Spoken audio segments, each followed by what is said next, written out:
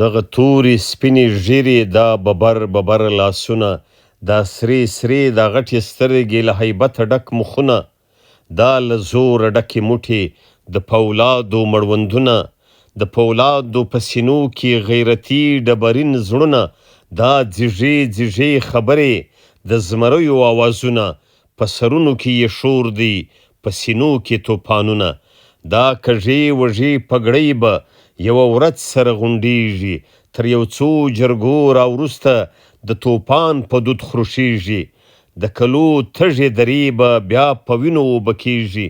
د غلیم په بنګلو کې هلته بل میوند جوړیږي.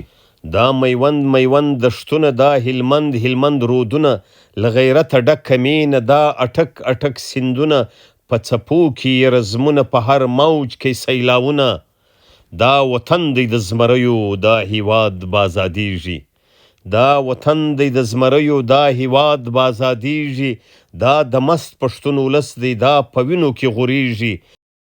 بیا به ګرم کې بزمونه، بیا به خپل کې دا دشتونه، بیا به سور دسمال تر ملا کې، بیا به تاو کې چنګ بریتونه، لامو تر اباسینه سره یو به کې موجونه، کې به ناڅي ښکلې پیغلې، سپینې لیچې سره لاسونه، کې به ځي کاروان د اوښو ور ازاد به وي مزلونه، کوچې ښکلې به ور واخلي تر سالو لاندې ګامونه.